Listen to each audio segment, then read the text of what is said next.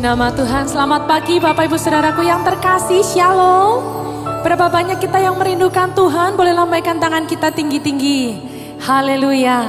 Dengan penuh kerinduan, mari kita datang kepada Tuhan, menyatakan kerinduan kita, memuji, menyembah, bersyukur kepada Tuhan. Kita percaya saat kita menanti-nantikan Tuhan, Tuhan hadir, Tuhan memberkati ibadah kita pagi hari ini.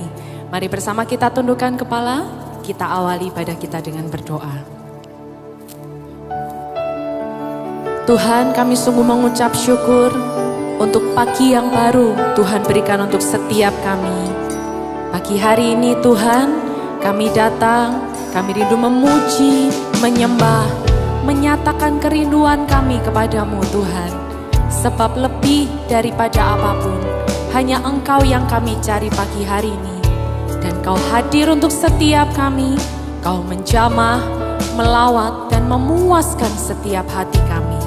Terpujilah namamu, di dalam nama Tuhan Yesus. Mari bersama kita berkata, amin. Sinar kemuliaan-Mu Bapa memenuhi sekelilingku, ku rasakan hadirat-Mu, Kau tenggelamkan jiwaku, ku ingin tetap tinggal bersama-Mu. Sinar kemuliaan-Mu Bapa memenuhi sekelilingku, ku rasakan hadirat-Mu, Kau tenggelamkan jiwaku, ku ingin tetap tinggal bersama-Mu. Ini kerinduan kami Tuhan. Ku ingin tetap di sini, menikmati bait-Mu. Ku ingin tetap di sini dan memandang indah wajah-Mu. Ku ingin tetap di sini, menikmati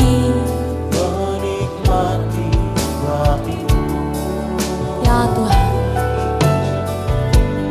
Ku ingin tetap di sini dan memandang indah wajah-Mu.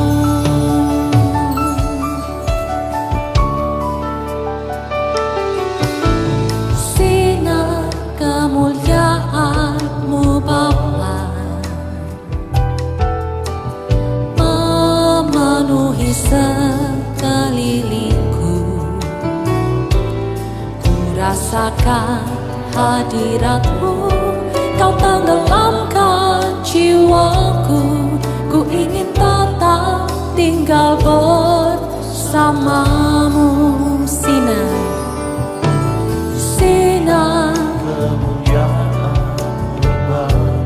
memenuhi setiap kami.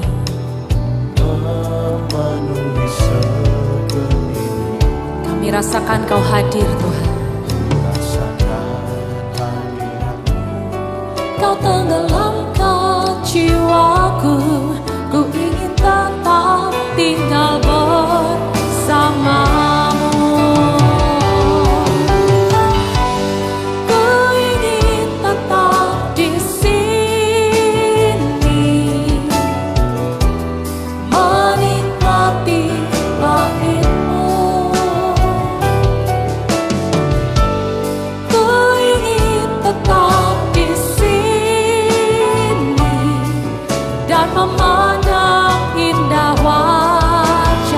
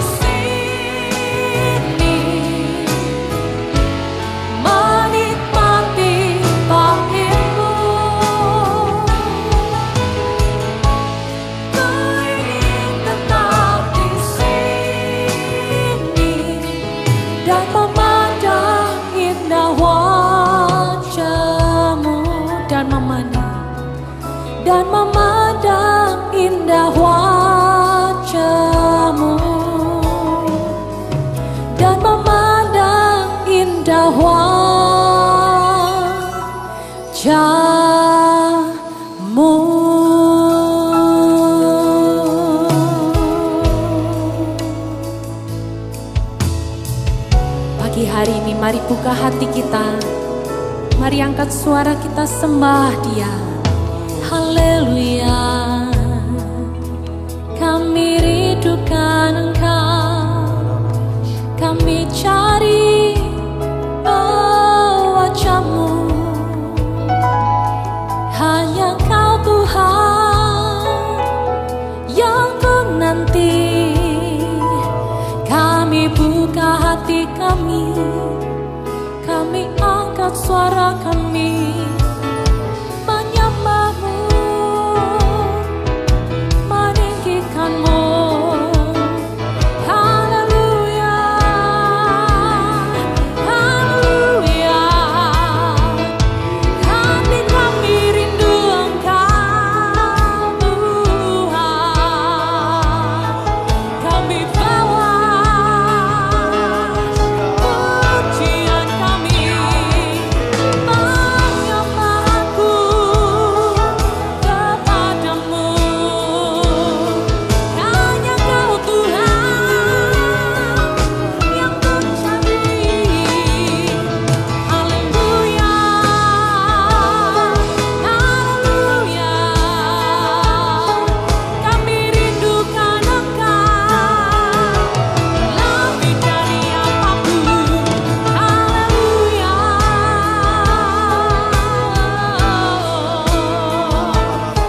Kami angkat suara kami menyembah-Mu, menantikan-Mu. Jamah kami Tuhan, hadirat-Mu itulah yang ku cari. Penuhi setiap kami, penuhi setiap kami. Haleluya, penuhi yang mengalir hadirat-Mu, memuaskan kami. Haleluya,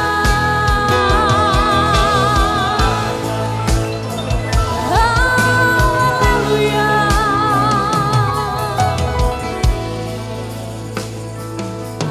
Hati kami rindu, hati kami menantikan-Mu.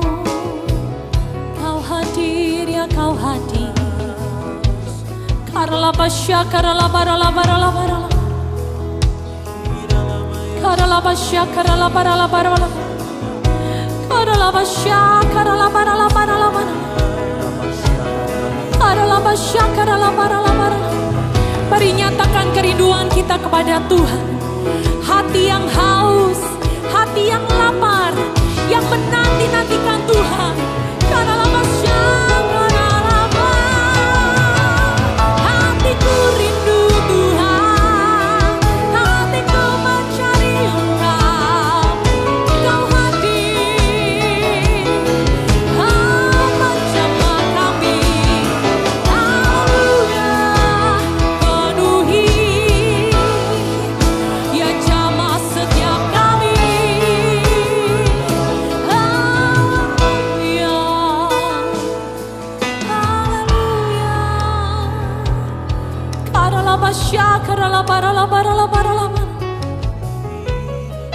Karalabasya, karalabaralabaralabarala.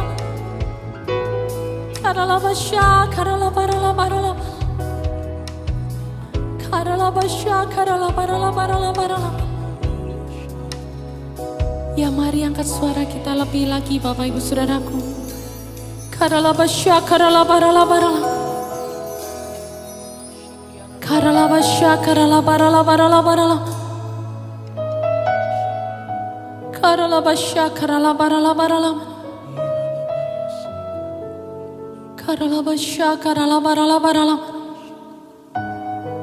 Lebih daripada berkat, lebih daripada pertolongan, pagi hari ini kami mencari Engkau Tuhan. Hadirlah untuk setiap kami, menjamah, memenuhi, memuaskan setiap dahaga kami. Kami rindu membawa pujian kami yang terbaik hanya untuk Engkau, Tuhan.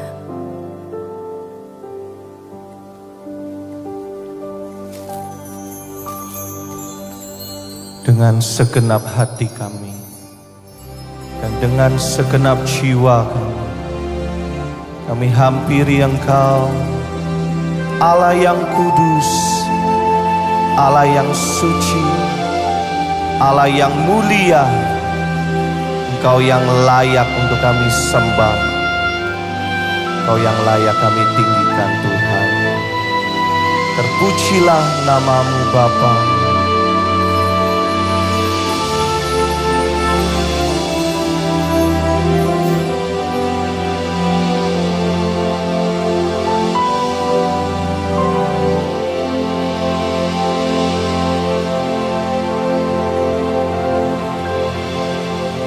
Dengan segenap hati, dengan segenap jiwa,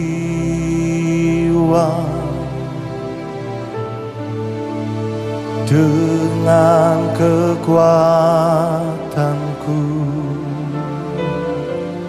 ku sembah Kau Tuhan.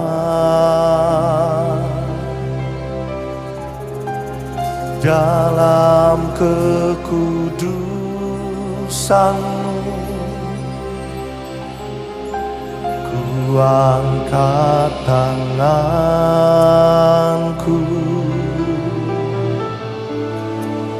ku rindu selalu dalam hadirat-Mu.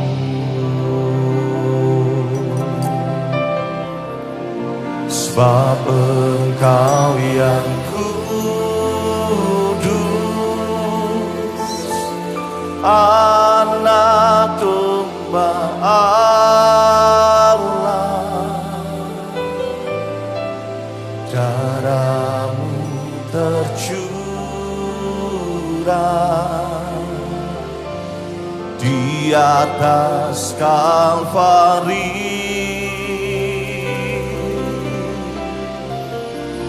Sebab Engkau yang layak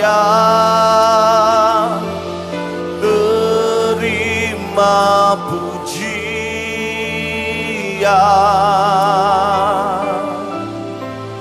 hormat dan kuasa sekarang dan selamanya.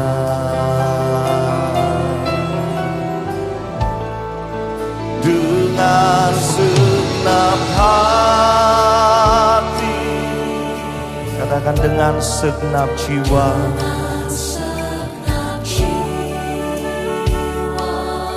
dengan kekuatanku,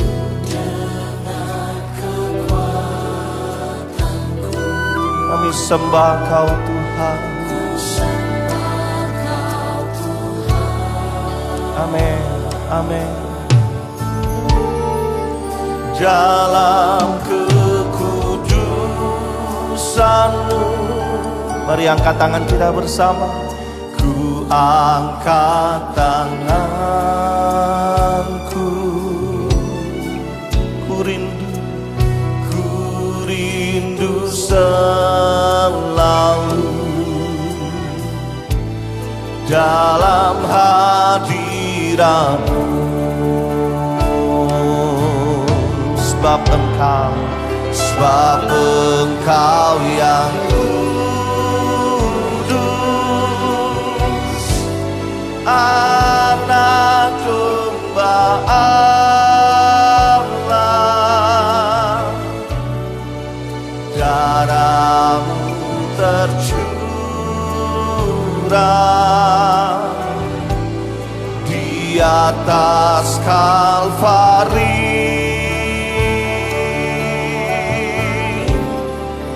Sebab Engkau yang layak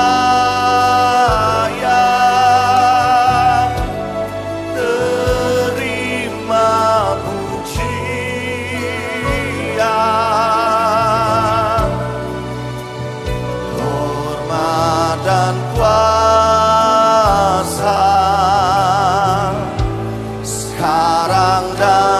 selamanya. Sebab Engkau yang kudus, anak domba Allah.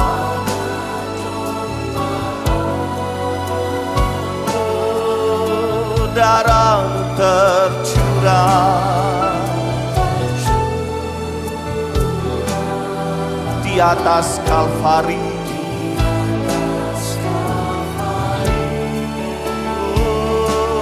Sebab Engkau yang layak terima pujian, hormat dan kuasa sekarang dan selamanya.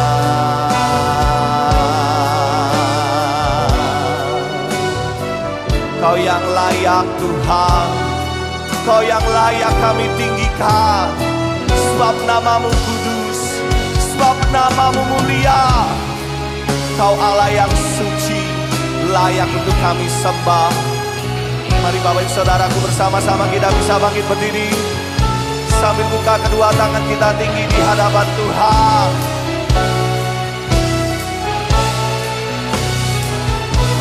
Kau yang kudus, anak domba Allah, domba Allah. Darah-Mu tercurah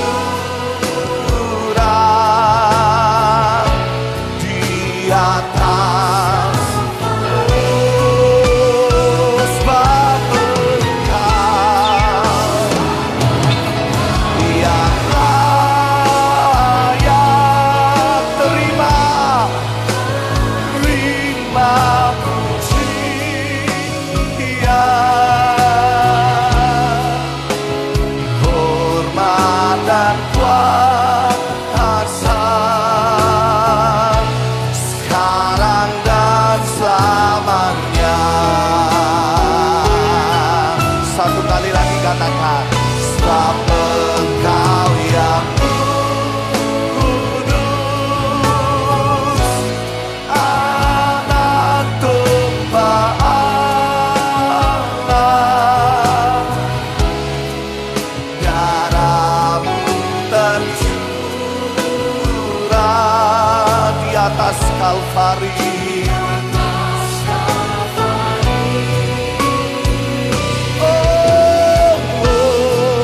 Sebab Engkau yang layak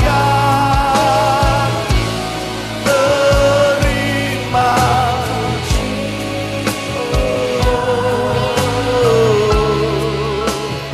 hormat dan kuasa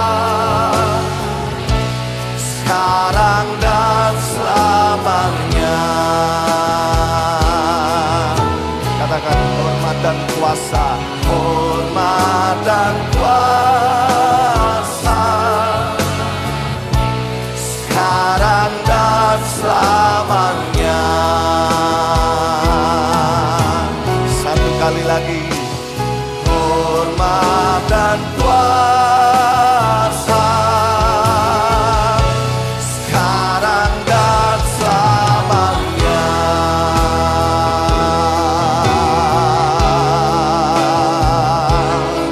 Sembah Dia.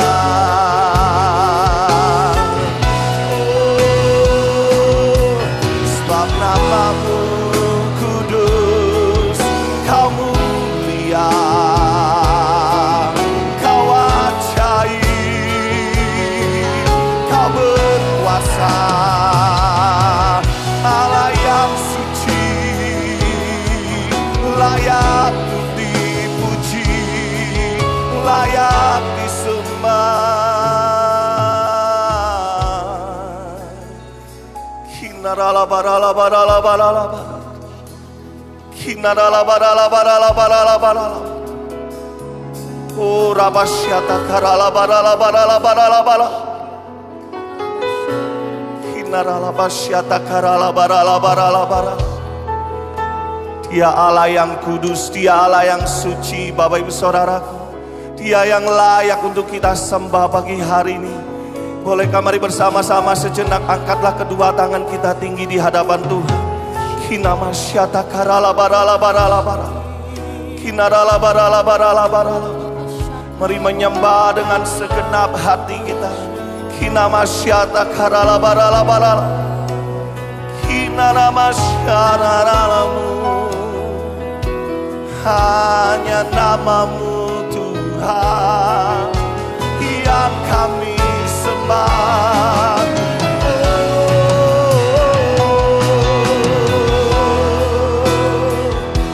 Kinamasyara ralamu. Haleluya.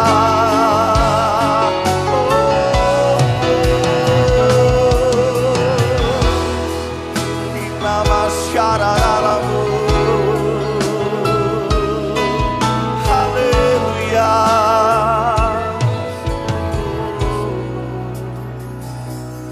Barala barala barala. Kinamasyata karala barala barala. Kinamasyata karala barala barala barala barala.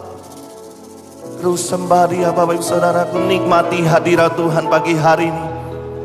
Kinamasyata karala barala barala. Kinarala barala barala barala barala barala.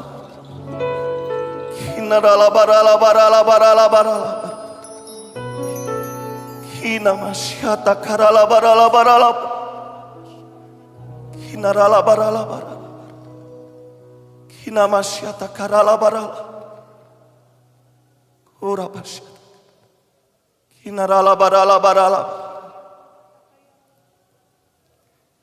Urabasyata karala barala barala. Kinamasyata karala barala barala barala. Kurabasyata karala barala barala. Kurabasyata karala barala barala barala barala. Kinamasyata karala barala. Kinamasyata karala barala. Kinamasyata karala barala. Kinamasyata karala barala. Kinamasyata karala barala. Biarlah kami menyembah-Mu dengan segenap hati kami Tuhan. Dengan segenap jiwa dan kekuatan kami. Karena kami menyadari kami punya Allah yang begitu besar cintanya bagi kami. Kau rela memberikan nyawa-Mu bagi setiap kami Tuhan. Kau Allah yang mulia. Kau Allah yang suci. Kau Allah yang layak untuk kami sembah. Terima kasih Tuhan. Terima kasih Tuhan. Sebab Engkau yang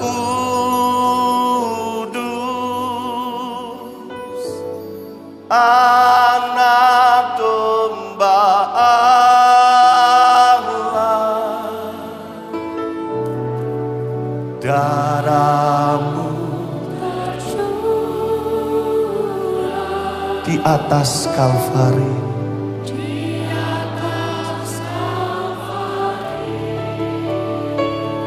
Sambil angkat tangan kita Bapak Ibu Saudara. Sebab Engkau yang layak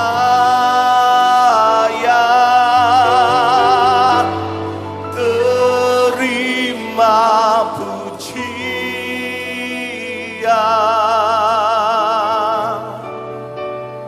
hormat dan kuasa.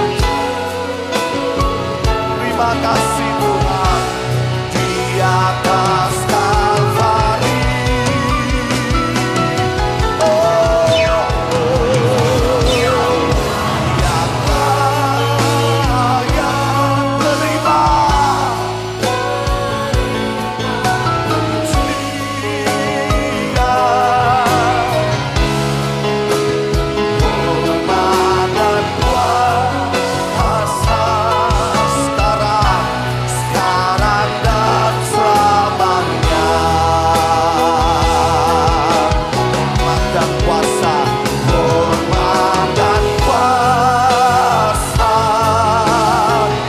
sekarang dan selamanya.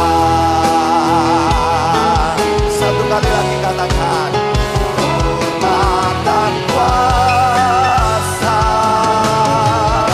sekarang dan selamanya.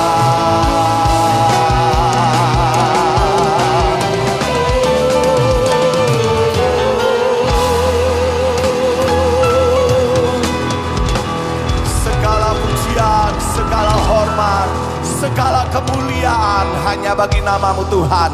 Terpujilah nama Tuhan. Di dalam nama Tuhan Yesus mari bersama kita berkata, amin. Haleluya. Bapak Ibu saudaraku, langit dan bumi akan lenyap, tetapi perkataanku tetap untuk selama-lamanya. Berapa banyak kau mengamini pujian dan firman Tuhan ini? Lambaikan tangan tinggi-tinggi. Mari terus percaya firman Tuhan Bapak Ibu saudaraku, sebab hidup kita ditentukan oleh perkataan Tuhan. Pagi hari ini mari bersukacita bersama-sama, bernyanyi dengan segenap hati kita Bapak Ibu saudaraku. Nyanyi sama-sama Bapak Ibu. Biar bumi akan berlalu, biar bulan tak bercahaya lagi, biar langit akan bergoncang, matahari tak bersinar lagi. Tetapi apa?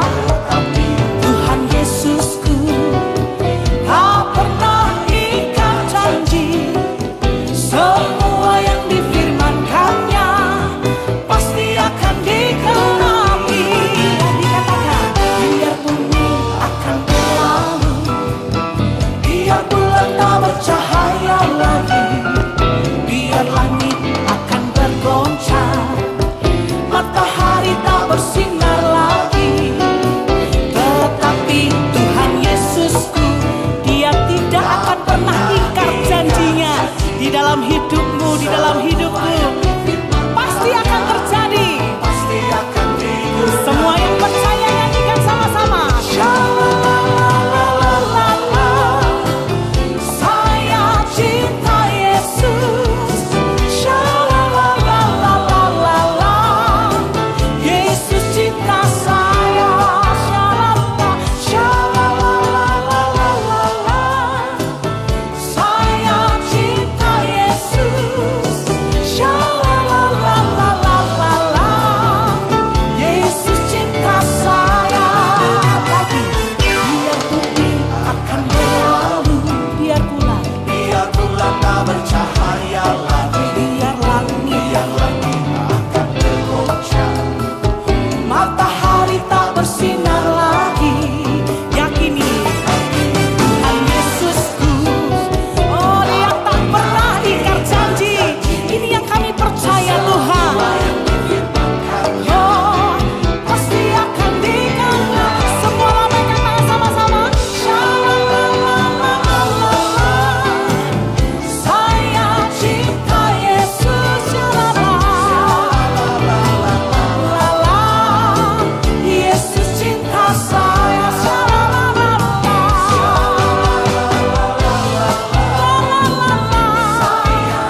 Kami mengasihi Engkau Tuhan. Satu kali lagi katakan shalala. Saya cinta Yesus. Shalalalalala. Saya cinta Yesus. Shalalalalala. Yesus cinta saya. Pagi hari ini saya melihat wajah-wajah yang mengasihi Tuhan, yang sepakat katakan amin. Kasih salam kanan kiri yang termanis, katakan tambah cinta Tuhan ya. Katakan tambah cinta Tuhan ya. Nyanyikan sama-sama Bapak Ibu saudaraku. Ku jatuh cinta padanya, tambah rendah. Mana gerakannya? Lagi. Ku jatuh cinta padanya, tambah rendah langgang, tambah rendah lampu yang dibakar. Yesus indah dan indahlah, semakin indah. Oh cintanya antara Allah dan aku. Ku jatuh cinta padanya.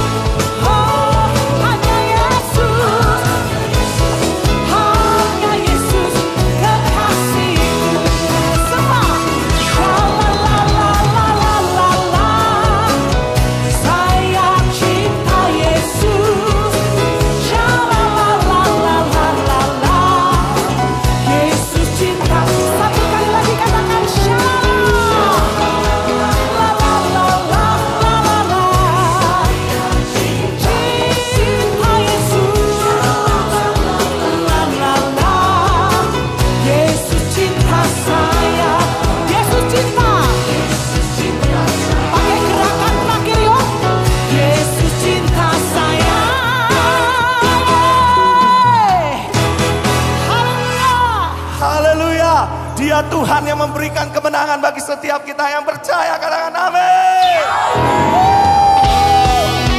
Mari bersukacita lebih lagi bagi Tuhan kita.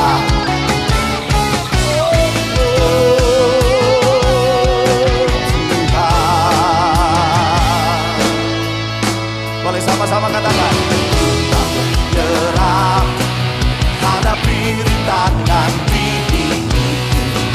Kau berdiri teguh di dalamnya, karena ku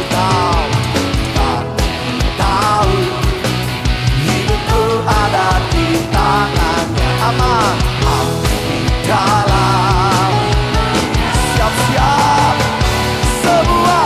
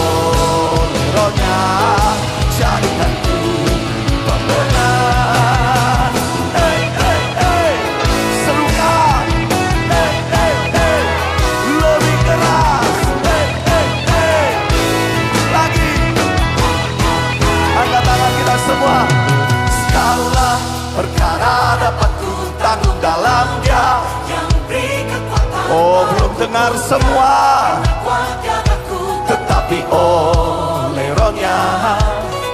Sekarang sambil tepuk tangan tinggi-tinggi yuk. Segala perkara dapat ku tanggung dalamnya, yang beri kekuatan padaku. Bukan tetapi oleh Roh-Nya, jadikan ku pemenang. Dalamnya yang beri kekuatan padaku. Bukan takkan kuatkan aku, tetapi oleh Roh-Nya jadikan ku. Satu kali lagi ya. Segala perkara dapat ku tanggung dalamnya, yang beri kekuatan padaku. Bukan takkan kuatkan aku, tetapi oleh Roh-Nya jadikan ku.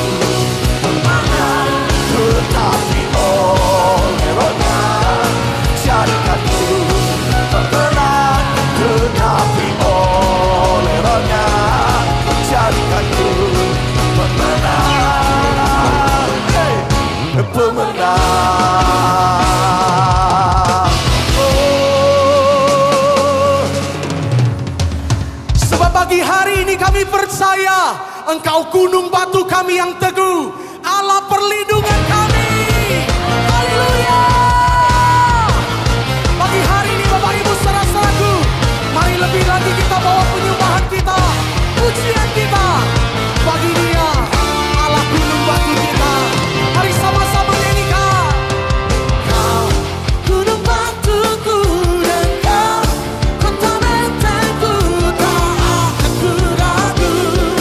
Kau menjamin hidup katakan. Kau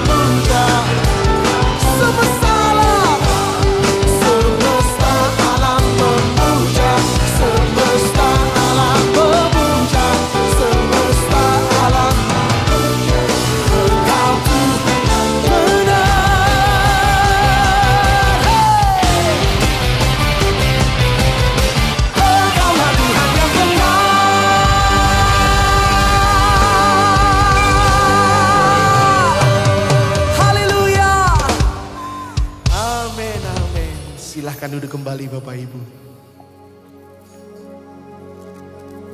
Mari kita siapkan hati kita untuk firman Tuhan. Kami bersyukur, kami punya Tuhan yang begitu setia dalam hidup kami. Dan kami rindu membawa pujian kami hanya untuk Engkau Tuhan.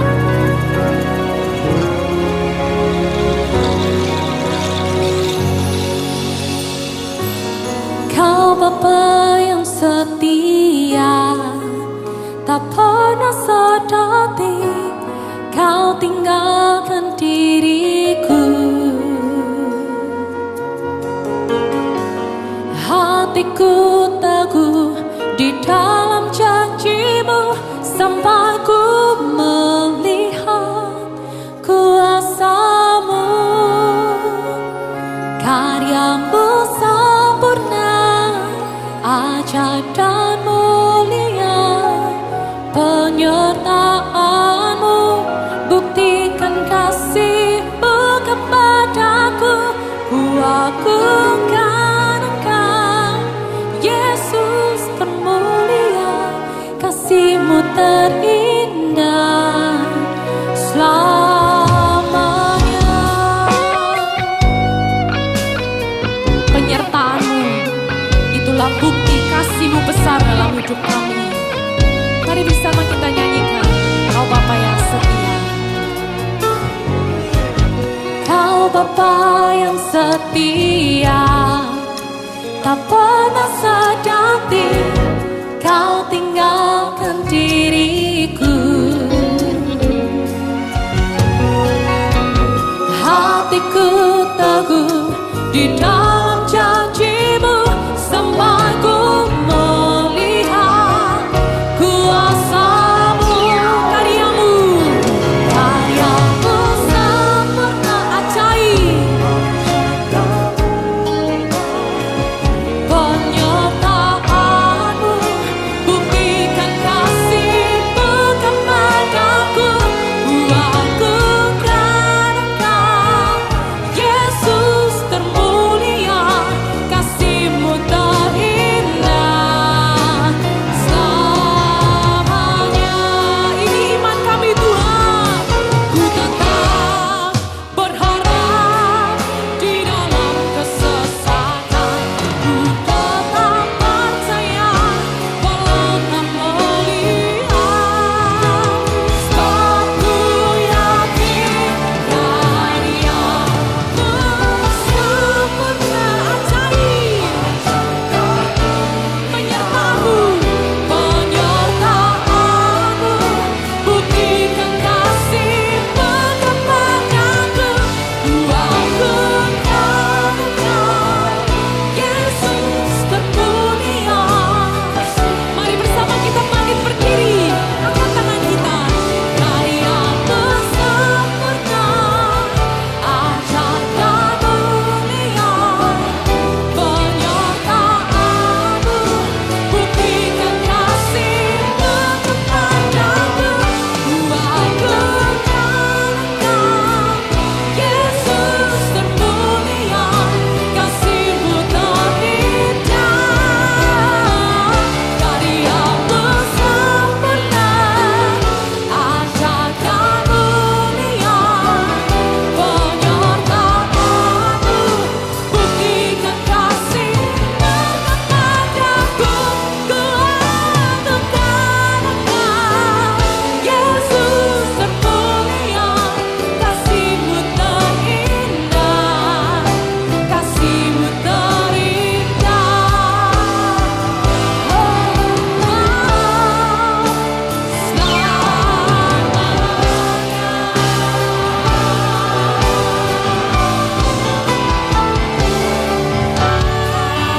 Namanya Tuhan.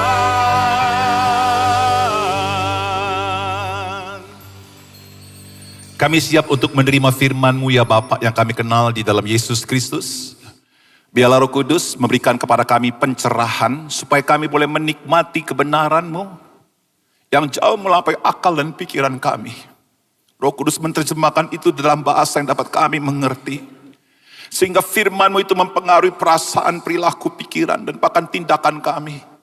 Sehingga hidup kami boleh menjadi Kristus-Kristus kecil dimanapun kami berada. Dan tak kala kami menjadi serupa dengan Kristus, kami pasti menjadi berkat buat keluarga. Kami pasti menjadi berkat buat gereja. Kami pasti menjadi berkat buat tempat di mana kami beraktivitas secara sosial. Kami menjadi berkat buat pemerintahan bangsa dan negara. Bahkan kami menjadi berkat buat alam semesta. Alam akan menjadi lebih baik. Kami siap untuk mendengarkan firman-Mu ya Bapa, karena kami lapar dan haus akan kebenaran-Mu. Berbicaralah kepada kami. Di dalam nama Yesus Tuhan dan Juru Selamat kami berdoa. Katakan yang percaya, amin. Sebelum dulu aku bilang kiri kanan, kamu diberkati oleh Tuhan. Haleluya, puji Tuhan. Suatu hari saya akan menyampaikan firman Tuhan dengan satu tema, bijak atau bebal. Aku tak kalah saya berbicara tentang bijak ini, bukan berbicara tentang orang yang IQ-nya tinggi, saudara. Ya, bukan orang yang memiliki sebuah kapasitas berpikir yang sangat tajam, saudara, bukan. Bijak di dalam arti takut akan Tuhan, yang merupakan adalah awal dari segala pengetahuan. Itu adalah bijak yang sesungguhnya. Demikian pula, saudaraku, bebal ini bukan berbicara tentang orang yang bodoh, atau orang yang IQ-nya rendah, saudaraku. Orang bebal ini berbicara tentang hati yang tidak takut akan Tuhan. Suku kata bebal, ya, dalam bahasa aslinya, saudaraku, diterjemahkan di dalam bahasa Inggris, tidak dipakai kata full, tapi fools, ada S-nya di belakang. Jadi suku orang yang penuh dengan kebodohan yang terkait dengan Tuhan. IQ-nya tinggi di dalam dunia pekerjaan, tapi secara rohani, dia gobloknya minta ampun, saudara. Nah, kita akan belajar, saudaraku, apakah kita adalah orang yang bijak atau orang yang bebal. Nah, kita akan belajar dari dua raja, saudaraku. Yang pertama Nebukadnezar, yang satunya lagi adalah Belsyazar. Saudaraku, Belsyazar adalah anak politiknya dari Nebukadnezar. Jadi bukan anak aslinya, saudaraku. Mereka ini adalah dua raja yang ada di dalam dua masa yang berbeda, tapi dalam sebuah pemerintahan yang sama, saudara. Kita baca Amsal 15 ayat yang kedua. Kita baca bersama-sama ayat ini. 1, 2, 3. Lidah orang bijak mengeluarkan pengetahuan, tetapi mulut orang bebal mencurahkan kebodohan. Sama-sama kita ucapkan kalimat ini sekali lagi. 1, 2, 3. Lidah orang bijak mengeluarkan pengetahuan, tetapi mulut orang bebal mencurahkan kebodohan. Pengetahuan itu yang datang dari hati yang takut akan Tuhan, pasti membangun rumah tanggamu, pasti membangun gerejamu, pasti memberkati tempat di mana kamu bekerja, dan pasti memberkati bangsa Indonesia.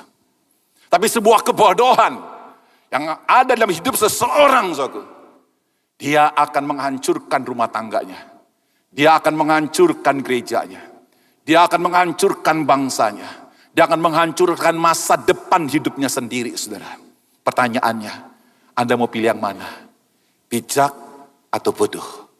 Ini tidak berbicara Anda mesti masuk universitas. Atau lulus S1, S2, S3, saudara. Bukan.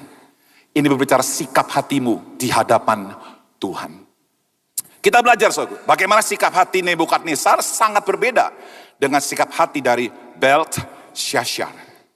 Sekarang yang pertama, kita belajar tentang apa yang menjadi persamaan dari Nebukadnezar dan dari Belsyazar.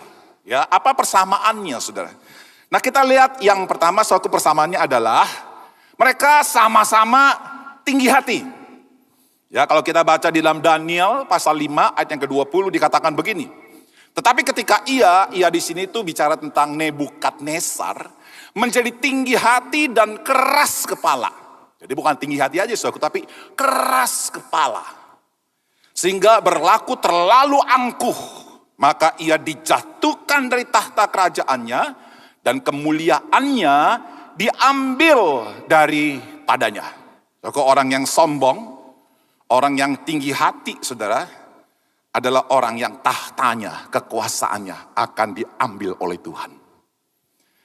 Nah, saudara, kalau kita melihat Belsyazar, ini anak politiknya, saudara, sama aja. Tetapi tuanku Belsyazar, anaknya, tidak merendahkan diri. Walaupun tuanku mengetahui Semuanya ini itu tercatat dalam Daniel pasal 5 ayatnya yang ke-22. Jadi saudaraku, ini persamaannya saudaraku adalah dua-duanya sombong. Ya, coba tanya sama kiri kanan, kamu sombong enggak? Tinggi hati enggak? Atau dua-duanya pasangan suami istri sombong, saudara? Ya, oke. Lalu yang kedua, saudaraku, persamaannya. Kedua-duanya dapat peringatan dari Tuhan karena kesombongan dan karena keangkuhannya. Kalau kita baca Daniel pasal 4 ayat yang ke-6, saudaraku, di situ firman Tuhan berkata, maka aku mengeluarkan titah bahwa semua orang bijaksana di Babel harus dibawa menghadap aku supaya mereka memberitahukan kepadaku makna mimpi itu. Jadi saudaraku, Tuhan memberikan sebuah peringatan kepada Nebukadnezar lewat sebuah mimpi. Yaitu mimpi tentang pohon yang sangat besar, daunnya rindang, banyak buahnya, burung-burung bertengger di pohon itu. Dan kemudian saudaraku, binatang-binatang yang ada di bawah pohon itu bisa berteduh. Tapi saudaraku, gak lama saudaraku, dalam mimpi itu dia melihat ada sebuah penjaga yang kudus yang menebang pohon itu. Dan kemudian saudaraku, ada tunggulnya yang diikat rantai oleh besi dan tembaga.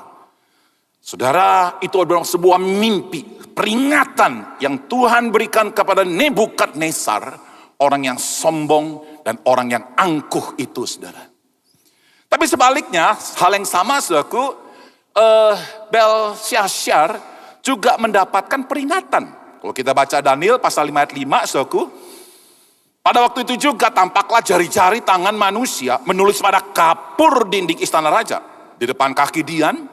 Dan raja melihat punggung tangan yang sedang menulis itu. Tulisannya apa, saudaraku?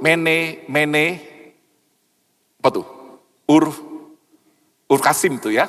Jadi saudaraku, ada tulisan tangan yang api. Ini bukan dalam bentuk mimpi, tapi visual. Melihat secara langsung, saudara. Tuhan memberikan peringatan kepada mereka.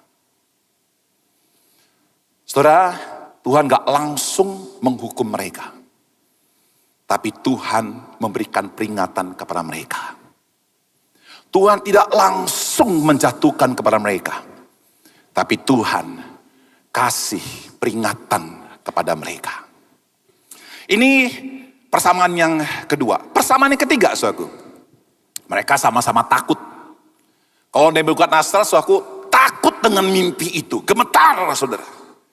Demikian pula dengan Belsyazar juga mengalami ketakutan. Kalau kita membaca di dalam Daniel pasal 4 ayat 5, di situ kita melihat ada sebuah ketakutan, kegelisahan karena mimpi itu yang muncul dari kata-kata Nebukadnezar. Lalu aku mendapat mimpi yang mengejutkan aku, dan khayalanku di tempat tidurku serta penglihatan-penglihatan yang kulihat menggelisahkan aku.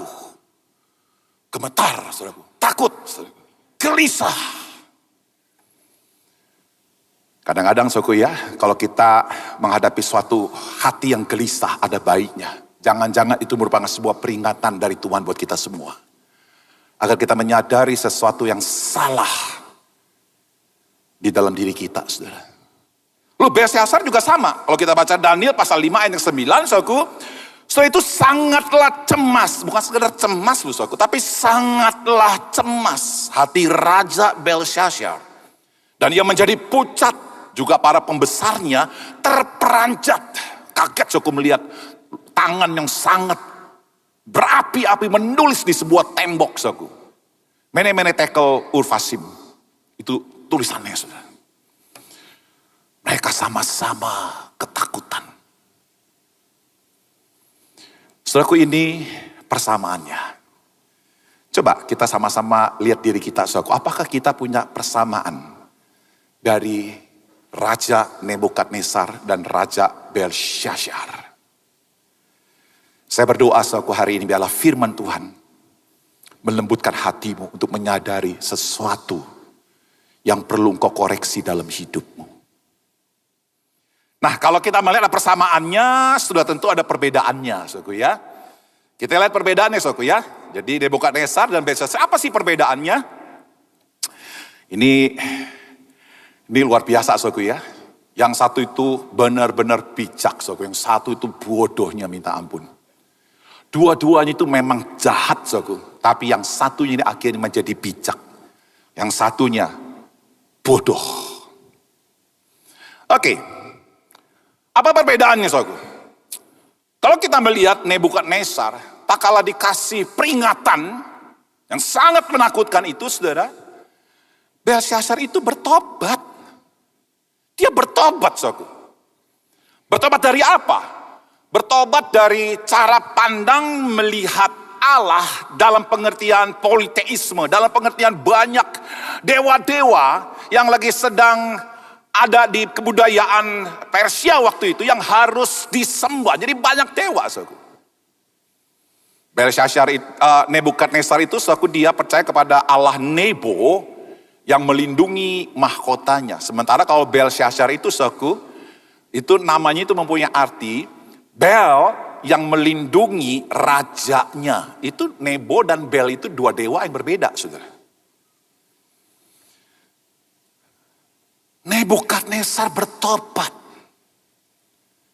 dari menyembah Allah yang banyak kepada Allah yang satu yang disembah oleh Daniel, Sadrah, Mesah, dan Abednego. Daniel pasal 4 ayat 34 menegaskan begini. Tetapi setelah lewat waktu yang ditentukan, yaitu setelah Nebukadnezar ini mengalami peristiwa yang sangat menyedihkan, dia menjadi gila karena kesombongannya. Dia seperti kayak kerbau, makan rumput, dan kemudian kukunya terus panjang seperti kayak burung Raja Wali kukunya, Dan setelah itu dia sadar, ya. Tetapi setelah lewat waktu yang ditentukan, aku Nebukadnezar mengenadahkan ke langit. Dan akal budiku kembali lagi kepadaku. Lalu aku memuji, yang paling baik kalimat ini, yang maha tinggi. Dan membesarkan dan memuliakan yang hidup kekal itu. Karena kekuasaannya ialah kekuasaan kekal. Dan kerajaannya turun-temurun. Itu tercatat dalam Daniel pasal 4:34. Sementara Belsyazar, aku enggak bertobat. Kalau kita baca dalam Daniel pasal 5 ayat 22 sampai 23, saya akan bacakan buat saudara. Tetapi tuanku Belsyazar anaknya tidak merendahkan diri, walaupun tuanku mengetahui semuanya ini, dan seterusnya. Dia tetap sombong, saudara. Yang satu adalah raja yang punya masa lalu yang sangat jahat, kejam. Tapi dia menjadi raja yang kemudian merendahkan hatinya dan mengakui Yahweh adalah Allah yang maha tinggi, yang maha kekal, yang maha kudus, yang patut ditinggikan dan dimuliakan, mengatasi segala ilah yang lain. Itulah Nebukadnezar. Kemudian saudaraku, perbedaan yang kedua. Nebukadnezar ini saudaraku kemudian dipulihkan. Dia memang pernah jatuh kurang lebih selama 12 tahun karena kegilaannya. Dia gila, saudara. 12 tahun. Dia jatuh sebagai seorang raja dan sebagai orang yang gila, saudara. Kalau kita baca dalam Daniel pasal 4, ayat yang ke-30 sampai 37. Ketika Nebukadnezar dipulihkan, saudara. Kalimat ini berkata seperti ini. Pada waktu akal budiku kembali kepadaku, kembali juga kepadaku kebesaran dan kemuliaanku untuk kemasyuran kerajaanku. Jadi kerajaannya dipulihkan, saudara. Para menteriku dan para pembesarku menjemput aku lagi. Aku dikembalikan kepada kerajaanku. Bahkan kemuliaan yang lebih besar dari dahulu diberikan kepadaku. Jadi sekarang aku, Nebukadnezar, memuji, meninggikan dan memuliakan Raja Surga. Yang segala perbuatannya adalah besar. Dan jalan-jalannya adalah adil. Dan yang sanggup merendahkan mereka yang berlaku congkak. Saudaraku, ketika dia dipulihkan, saudaraku, dengan situasi 2 kali lebih besar dari yang sebelumnya, yang Tuhan percayakan, saudaraku, dia tetap rendah hati. Dia tetap meninggikan Tuhan sampai akhir hidupnya. Tetapi beda dengan Belsyazar. Belsyazar itu akhir dibinasakan oleh Tuhan. Kalau kita baca Daniel pasal 5 ayat 30, saudara, firman Tuhan berkata, pada malam itu juga terbunuhlah Belsyazar, raja orang Kasdim itu. Kenapa, saudara? Karena dia tidak bertobat. Saudaraku, kalau kita membaca ayat ini, saudaraku, seolah-olah Nebukadnezar ini, Belsyazar ini, saudaraku, nggak dikasih peringatan sama Tuhan. Oh, Tuhan kasih peringatan, saudaraku. Yang pertama, lewat ayat politiknya Nebukadnezar. Ya sudah tentu dia sebagai anak, saudaraku, tahu lah apa yang terjadi dengan Nebukadnezar. Bagaimana Nebukadnezar itu ditegur oleh Tuhan. Bagaimana Nebukadnezar itu mengalami hal-hal yang ajaib. Pasti dia lihat, saudaraku. Dan itu tetap dia nggak bertobat. Sampai pada akhirnya, saudaraku, pada mimpi yang terakhir, saudaraku, Mene Tekel Urfasim, saudaraku. Itu ada berupa sebuah kesimpulan yang Tuhan berikan. Dan kesimpulan itu bersifat hukum yang tetap, yang mesti dijalankan. Dan Belsyazar dibinasakan. Saudaraku, tak kalah saya melihat bagaimana Nebukadnezar dipulihkan. Dan Belsyazar dibinasakan. Saya teringat dengan Amsal, pasal 28 ayat 13, yang berkata seperti ini. Siapa menyembunyikan pelanggarannya tidak akan beruntung. Tetapi siapa mengakuinya dan meninggalkannya akan disayangi. Belsyazar adalah seseorang yang menyembunyikan pelanggarannya. Dia tetap menyimpan di hatinya bahwa ilah-ilah yang harus tetap dihormati. Dewa-dewa yang harus tetap dihormati. Maka dia tidak beruntung, saudara. Tapi beda dengan Nebukadnezar. Dia memang pernah jatuh di dalam sebuah penyembahan berhala. Dia mengakuinya. Dan kemudian dia meninggalkannya. Dia menyembah kepada Allah Yahweh. Haleluya. Puji Tuhan. Itulah Nebukadnezar. Menjadi orang yang sangat disayang oleh Tuhan. Orang yang disayang oleh Tuhan, bukan orang yang banyak berbuat baik. Bukan orang yang sangat beragama, bukan. Kadang-kadang agama itu menjadi sebuah pelindung di hati kita. Ada sebuah kejahatan yang kita tutupi dengan tirai agama. Tidak dengan Nebukadnezar. Diakui dan ditinggalkan. Bagaimana dengan saudara? Persamaan yang selanjutnya, saudaraku, adalah Nebukadnezar ini ada buah pertobatan.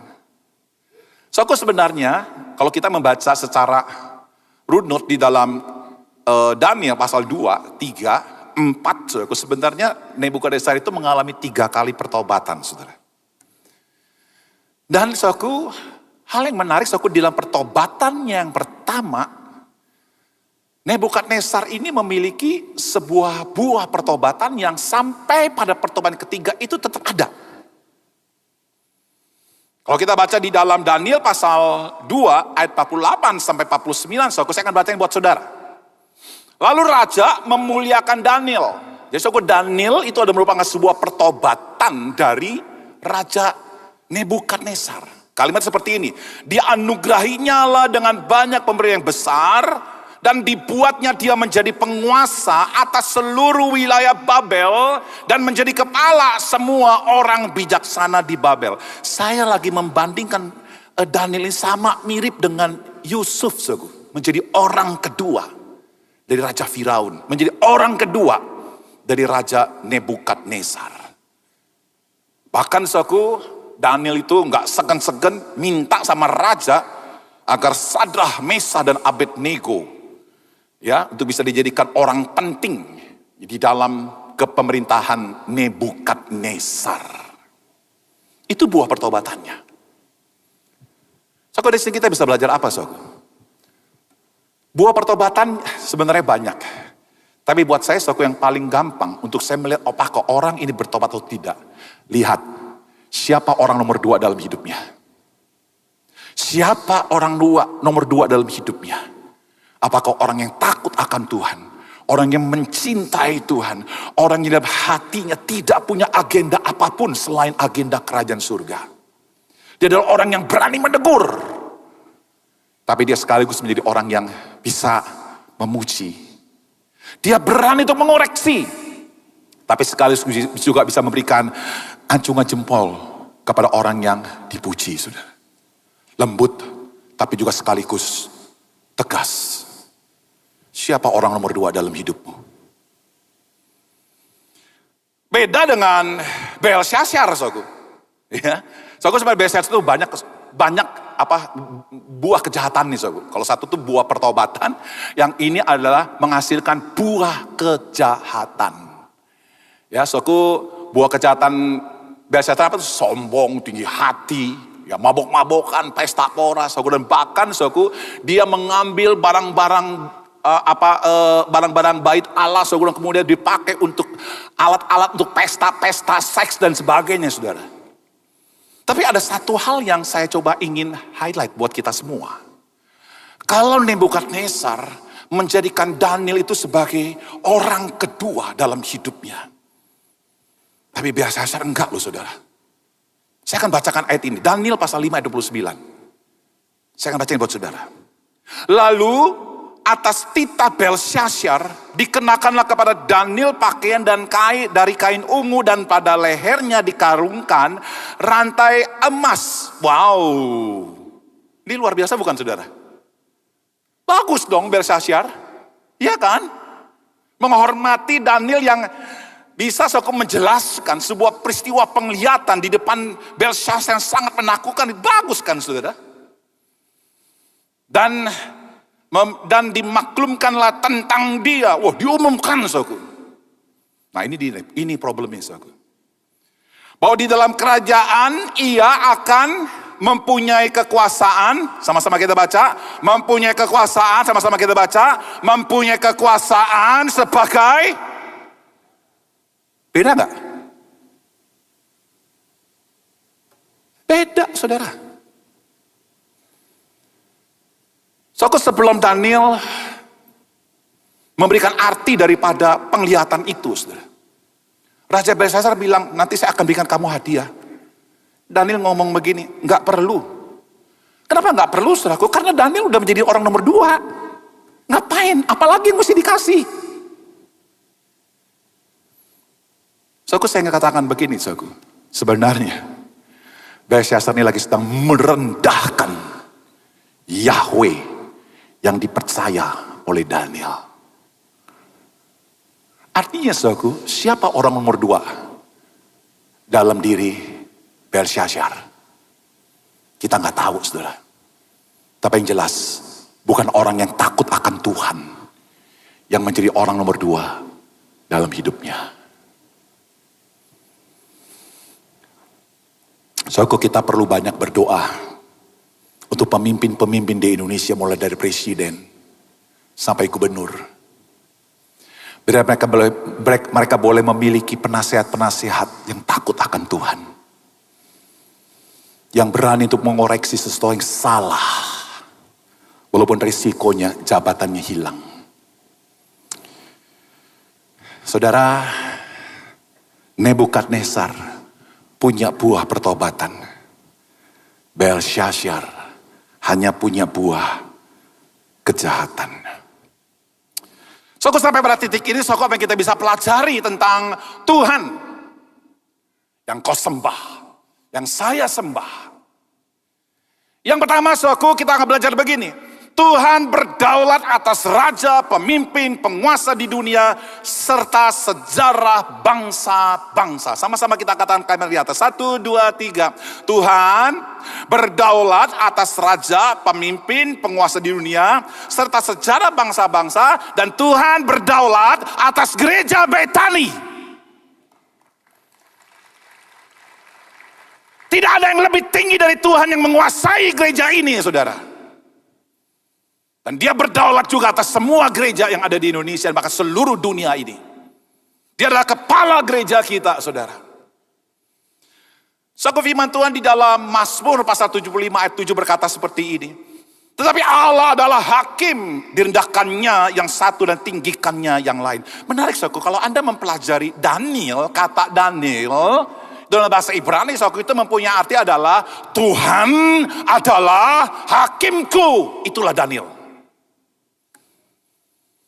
Apakah Tuhan itu menjadi hakim dalam hidupmu? Daniel pasal 2 ayat 21 juga menegaskan tentang kedaulatan Tuhan di dalam kerajaan Di dalam kerajaan itu, saudaraku, dia mengubah saat dan waktu. Dia memecat raja dan mengangkat raja. Jadi begini, saudaraku, kalau kita melihat sebuah proses jatuh bangunnya kepemimpinan. Kadang-kadang, saudaraku, kalau kita memakai kacamata moral, mereka jatuh karena dosanya, karena kejahatannya, dan sebagainya, saudaraku. Tapi mari bersama-sama, saudaraku, kita harus juga melihat dari sisi kedaulatan Tuhan. Bahwa mereka dijatuhkan karena memang Tuhan berdaulat. Bahwa mereka diangkat, ya memang karena Tuhan berdaulat. Saudaraku, apa sih artinya Tuhan yang berdaulat, saudara? Saya pengen tanya, saudaraku, siapa dalam hidupmu engkau punya rencana? Coba angkat tangan. Rencana apa saja? Coba angkat tangan. Saya punya rencana tentang anak saya punya rencana tentang keluarga saya punya rencana untuk rumah saya punya rencana untuk pekerjaan saya. Mungkin ada yang saudara sebagai pemimpin perusahaan, Anda punya rencana di dalam perusahaanmu. Anda punya rencana bukan? Tapi saya pengen tanya, kalau Anda punya rencana tapi Anda nggak punya posisi, bisa jalan nggak rencana itu? Nggak bisa jalan. Kalau sebagai seorang direktur, Anda punya rencana, Anda punya posisi, Anda punya kuasa untuk menjalankan sebuah rencana yang ada di otakmu. Tapi kalau Anda nggak punya posisi, Anda nggak punya kekuasaan, rencana sebagus apapun nggak bakal jalan, saudaraku. Itu artinya berdaulat. Bahwa engkau punya rencana dan rencanamu dapat dijalankan, dapat dibuktikan. Tapi saya pengen tanya, saudaraku, rencana manusia bisa gagal nggak? Bisa. Bisa digagalkan dengan orang yang lebih tinggi dari saudara, bukan? Kalau Anda seorang direktur, ada presiden direktur yang bisa menggagalkan rencanamu. Kalau Anda seorang menteri, saudaraku, ada Presiden Prabowo yang bisa menggagalkan rencanamu. Dan kita tetap doakan Bapak Presiden kita, saudaraku, agar mereka lebih mementingkan kepentingan rakyat. Menteri-menteri, saudaraku, yang tidak mementingkan kepentingan rakyat, biarlah diberikan kepekaan oleh Presiden Jokowi untuk mengevaluasinya. Presiden Prabowo, saudaraku, ya, bukan Jokowi. Jadi, saudaraku, daulat itu berbicara tentang punya rencana dan dapat dijalankan. Dan saya ingin beritahu kepada saudara, bahwa Tuhan kita adalah Tuhan yang punya rencana dan rencananya pasti jalan dan tidak ada yang bisa menghalanginya, tidak ada yang bisa menghancurkannya. Pasti jalan buat Gereja Betani, pasti jalan buat perusahaanmu, pasti jalan buat siapapun yang hidup di dalam kedaulatan dan rencana Tuhan. Dan rencana Tuhan selalu baik adanya. Saudara, tak kala kita tahu bahwa Tuhan itu mempunyai kedaulatan yang melampaui semuanya. Saya ingin ajak saudara begini, saudara. Pemahaman ini bukan untuk Anda takuti. Atau untuk Anda gelisah, begitu loh. Kecuali kalau Anda adalah orang yang berdosa dan jahat di mata Tuhan. Anda harus gelisah dan takut. Kalau Anda tahu bahwa Tuhan itu berdaulat, kalau hatimu bersih, saudaraku, kedaulatan Tuhan justru adalah hal yang paling indah buat kita. Bahwa Dia dapat dipercaya, bahwa Dia dapat diimani, bahwa Dia dapat diandalkan. Itu kedaulatan Tuhan. Jemaat Gereja Betani, lihatlah bahwa Betani ini ada dalam kedaulatan Tuhan. Percaya Dia, andalkan Dia. Rencana Tuhan buat Gereja Betani selalu baik dan tidak bisa dibatalkan oleh kekuatan apapun. Amin, saudara. Saudara, ada seorang yang bernama Charles Spurgeon. Dia bilang begini, saudaraku. Kedaulatan Allah adalah sumber penghiburan kita, karena kita tahu bahwa Dia memiliki kontrol atas semua ini. So, kalau hari ini kau gelisah, kau khawatir, kau takut, so aku pandanglah Dia yang berdaulat. itu menjadi sumber penghiburan kita. Untuk orang yang tulus hati. Tapi untuk orang yang jahat, saudaraku, saya mau kasih tahu, engkau akan gelisah dan takut kepada Dia yang berdaulat. Hal yang kedua, saudaraku, pelajaran rohani yang kedua tentang Tuhan yang kita bisa imani, saudaraku. Tuhan sabar kepada orang yang berdosa dalam memberi kesempatan untuk bertobat. Saudaraku, Roma pasal 2 ayat 4 berkata seperti ini, maukah engkau menganggap sepi kekayaan kemurahannya, kesabarannya dan kelapangan hatinya?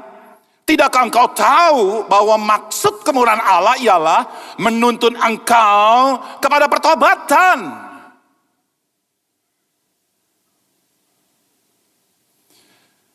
Setelah saya ulangi lagi, saudara, saya pernah ceritakan ini, saudara. Satu kali ada seseorang yang bertanya kepada saya,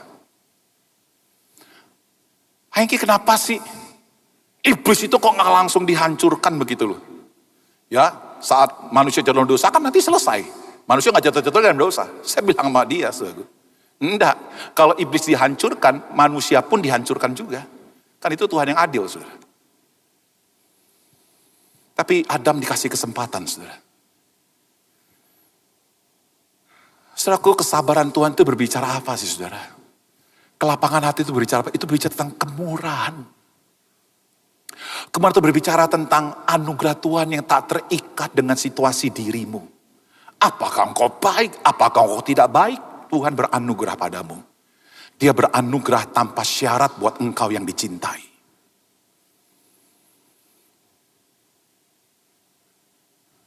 Tuhan masih kasih kesempatan kepada kita. Saya ingin ingatkan, selama engkau bisa duduk di tempat ini mendengarkan firman, pikirkan baik-baik, saudaraku, sudah berapa banyak Tuhan kasih peringatan dalam hidupmu. Tuhan masih mencintaimu, Tuhan masih berlapang hati untuk hidupmu. Kisah 3:19, dengarkan baik-baik, saudaraku. Kisah 3:19, karena itu, sadarlah dan bertobatlah, supaya dosamu dihapuskan. Jadi saudaraku, Tuhan tuh kasih kesempatan agar engkau sadar. Bertobat, meninggalkan pikiranmu yang salah tentang Tuhan. Meninggalkan kehidupanmu yang menyakiti hati Tuhan.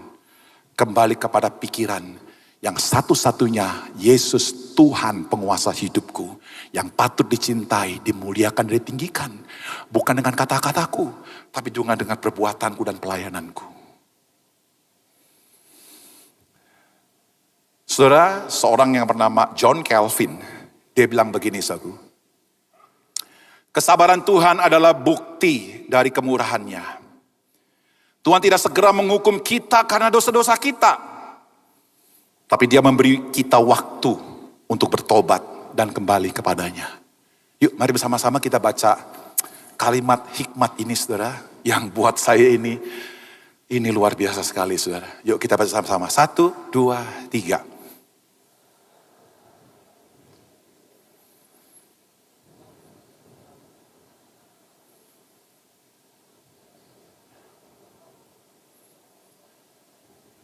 Beri kemuliaan buat Tuhan, saudara.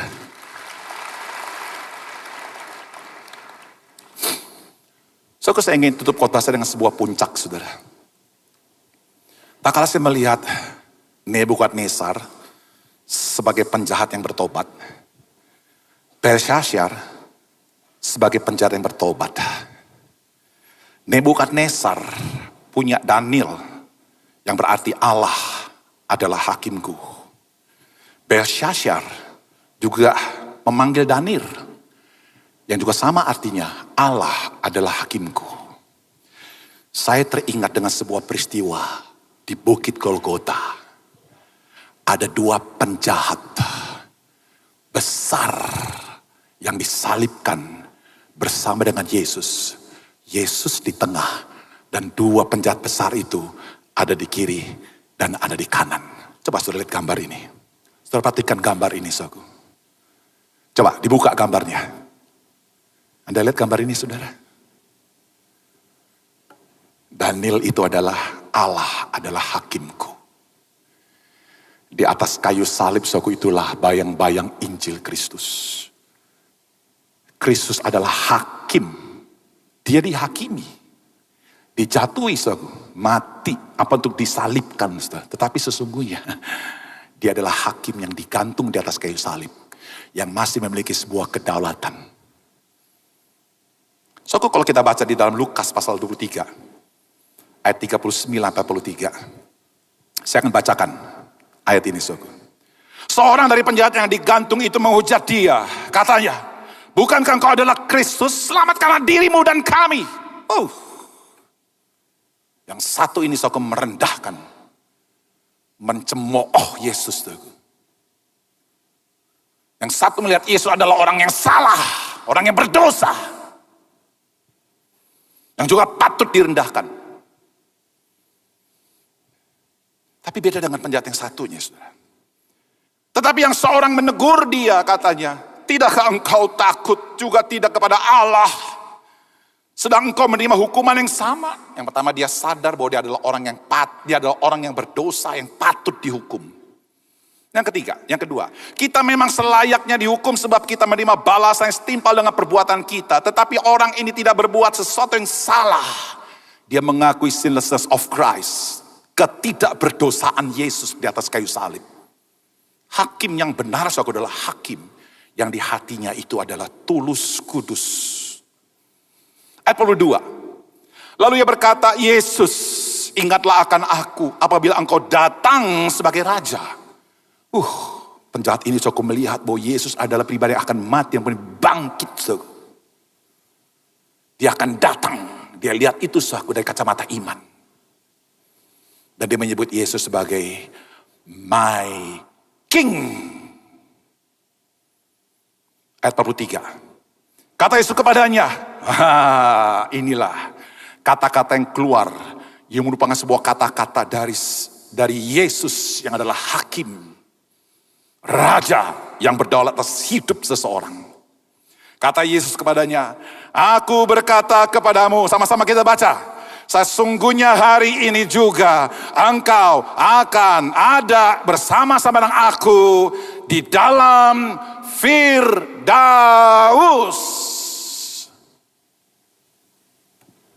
Inilah bayang-bayang Injil Kristus buat kita semua. Daniel adalah hakim, Allah adalah hakimku. Apakah Yesus adalah raja dan hakim dalam hidupmu? Jadikan dia satu-satunya Tuhan, penguasa tunggal dalam hidupmu. Saya ingin tutup khotbah saya, saudaraku, dengan sebuah kalimat yang saya renungkan dan kemudian saya tuliskan. Nah, saya berharap ini menjadi sebuah ingatan kita, saudara. Kisah dua penjahat. Apakah itu Nebukadnezar dan Belshazzar? Apakah itu penjahat yang ada di kanan Yesus atau di kiri Yesus? Kisah dua penjahat dan Kristus yang disalib adalah kisah tentang orang bijak dan bebal. Penjahat yang bijak adalah penjahat yang bertobat saat melihat Yesus sebagai raja dan hakim yang penuh dengan anugerah. Di sisi lain, ada penjahat yang bebal yang hanya mencemooh Yesus. Jadilah orang yang bijak di hadapan Tuhan. Mari kita berdoa. Kita berdoa.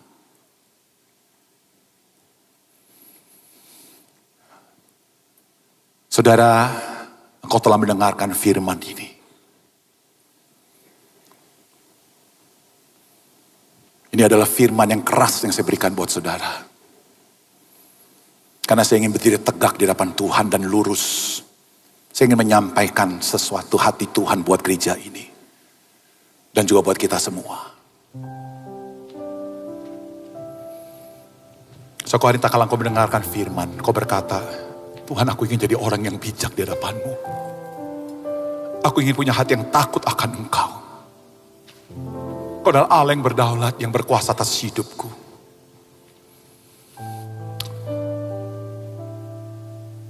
Firman ini mengingatkan kepada kita, seberapapun jahatnya hidupmu, tidak ada yang mustahil bagi Tuhan untuk Tuhan mengubah hidupmu. Kalau engkau punya masa lalu yang paling buruk, mungkin Anda tidak sejahat Nebukadnezar, sejahat daripada penjahat yang di atas kayu salib itu. Kalau mereka saja bisa diselamatkan, saudaraku, engkau pun juga dapat diselamatkan. Amen. Siapa yang berkata di sini aku Tuhan, Aku ingin bertobat dan aku ingin kembali kepadamu. Yesus, kau adalah Raja. Kau boleh taruh tanganmu di dada, saudaraku. Kau taruh tanganmu di dada. Kau taruh tanganmu di dada, saudaraku. Kau taruh tanganmu di dada. Sebagai sebuah bentuk pertobatanmu di hadapan Tuhan. Bolehkah kau menaruh tangan di dada, kau pakai berdiri. Nyanyian ini saudara akan menjadi doa kita bersama, saudara. Memuliakan Yesus yang telah mati bagi kita. Dia adalah Tuhan yang layak ditinggikan. Dengan segenap hati, dengan segenap jiwa, dengan kekuatanku,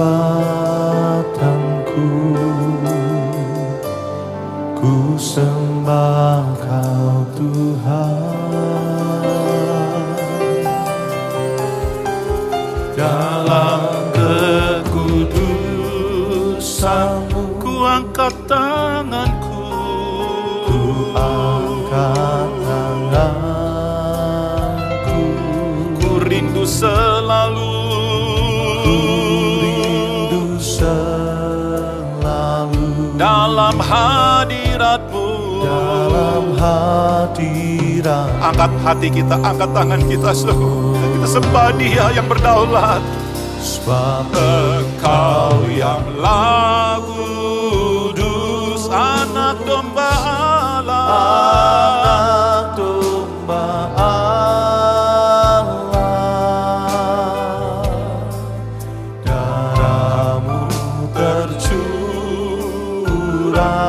di atas Kalvari, di atas Kalvari. Sebab Engkau yang layak terima pujian,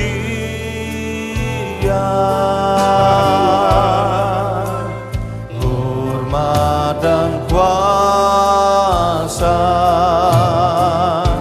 sekarang dan selamanya.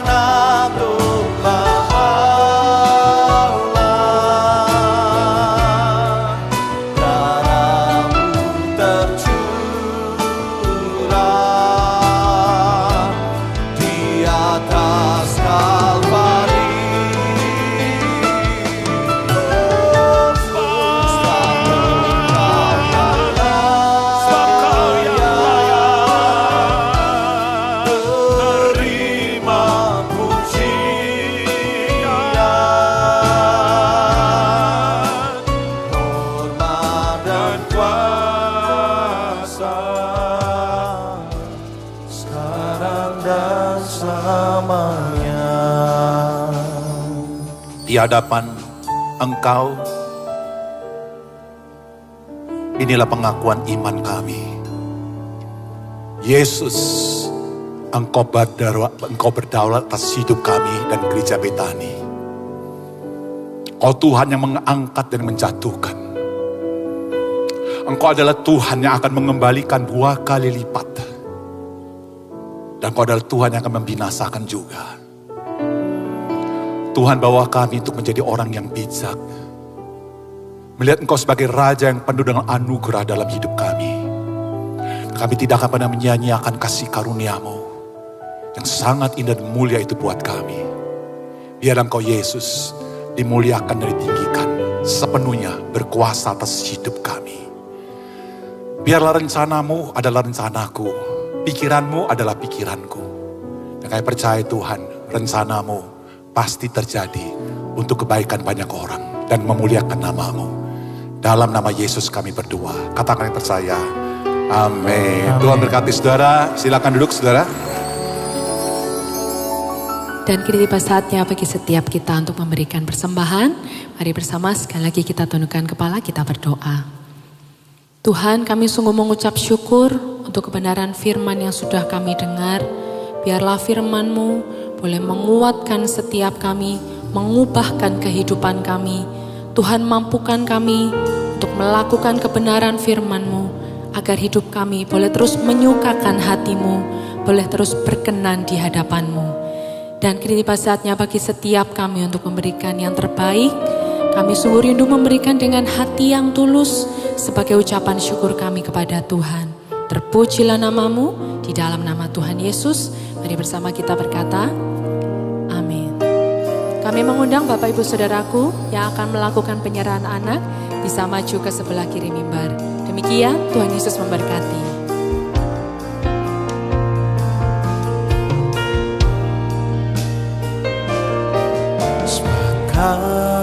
Karyamu besar, ajaib perbuatanmu.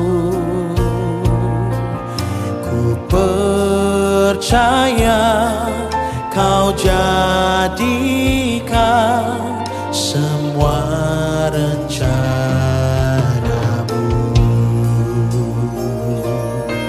Sebab karyamu besar, ajaib perbuatanmu.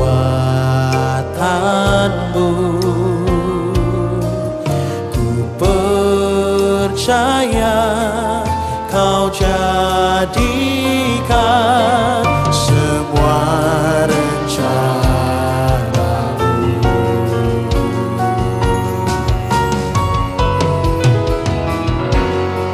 Sebab karyamu besar, ajaib perbuatanmu.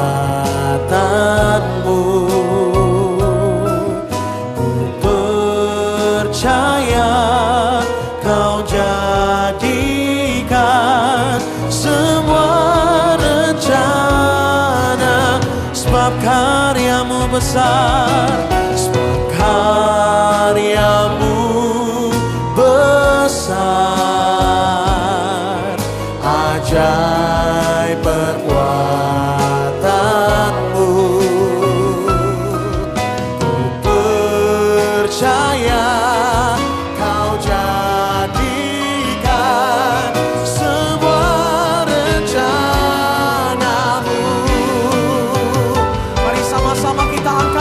Bapak Ibu, katakan, sebab karyamu besar, ajaib Tuhan, ajaib perbuatan.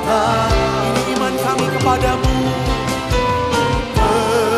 Percaya Kau jadikan semua rencana. Katakan, ku percaya.